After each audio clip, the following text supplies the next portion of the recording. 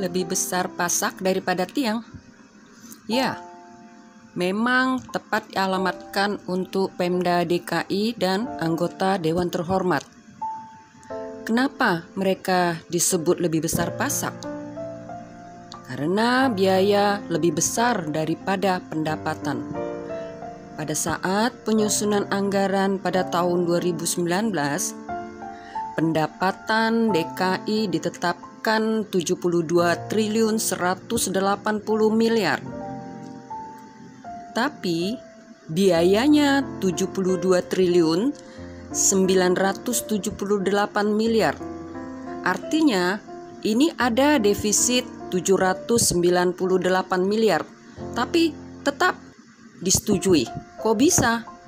Ya, begitulah ugal-ugalannya. Itu juga realisasi perolehan pendapatan tidak tercapai. Tapi biaya cenderung naik. Akhirnya jelas defisit. Bahkan ketika rapat anggaran, Pemda DKI diminta oleh Dewan Fraksi PSI untuk melakukan penyisiran, pemotongan anggaran agar biaya lebih kecil dari pendapatan. Perlu diingat, perolehan pajak pendapatan DKI itu realisasinya hanya 75%. Padahal jika pun terrealisasi 100%, tetap juga defisit. Dan seperti biasa, pengajuan anggaran di DPR bagaikan sinetron. Mereka rapat, pakai walkout segala, tapi akhirnya shake hand, diterima. Biasa dengan catatan. Demikian juga ketika kasus Formula E yang syarat ketidaklayakan diamati dari manfaat dilakukannya event serta keuntungan yang diperoleh. Tapi tetap terlaksana. Anggota dewan yang melakukan interpelasi hanya 2 partai dari 9 partai. Sisanya diam. Bahkan mereka menyatakan itu tidak perlu dilakukan interpelasi, cukup rapat-rapat saja. Artinya rapat-rapat tidak resmi. Artinya tidak bisa disebut rapat formalitas.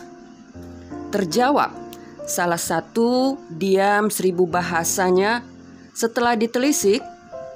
Penghasilan anggota Dewan Terhormat DKI ini naik 7 kali. Pastilah mereka tidak akan sibuk-sibuk melakukan koreksi anggaran yang diajukan sang gubernur dan timnya. Wong mereka dapat penghasilan 7 kali dari sebelumnya. Alasan ketua DPRD gaji mereka tidak naik memang hanya ada penambahan kegiatan-kegiatan.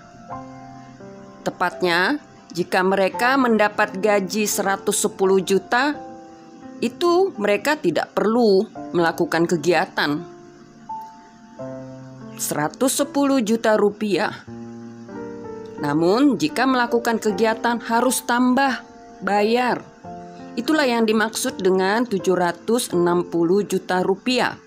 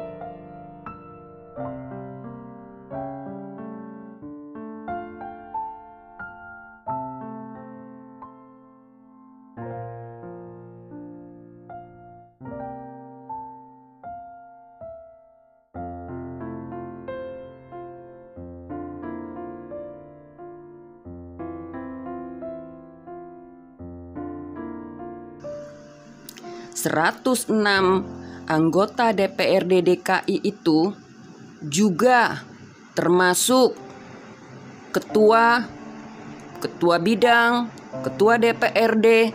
760 juta itu pendapatan anggota, belum termasuk ketua bidang dan ketua DPRD-nya. Tentu bisa kita bayangkan berapa satu bulan penghasilan mereka. Mungkin sering kita tidak menyadari berapa rupiah setiap hari kita membayar pajak yang merupakan kewajiban kita. Mulai dari membeli barang kebutuhan pokok, kebutuhan pendukung, hingga pajak-pajak lainnya. Semuanya itu adalah untuk membangun negara kita lebih maju. Namun, ibarat negara adalah perusahaan, kita ada banyak contoh pengelolaan tidak sesuai dengan peruntukan. Juga kurang berorientasi pada kebutuhan yang diwakilinya. Pemegang tanggung jawab menyusun anggaran belanja kurang efisien. Sebagaimana gambaran mereka mengapresiasi dirinya terlalu berlebihan. Karena tidak perlu ada performance perolehan keuntungan. Ya, kenapa tidak dihabisin saja? Orang yang mewakili kita memang tidak sensitif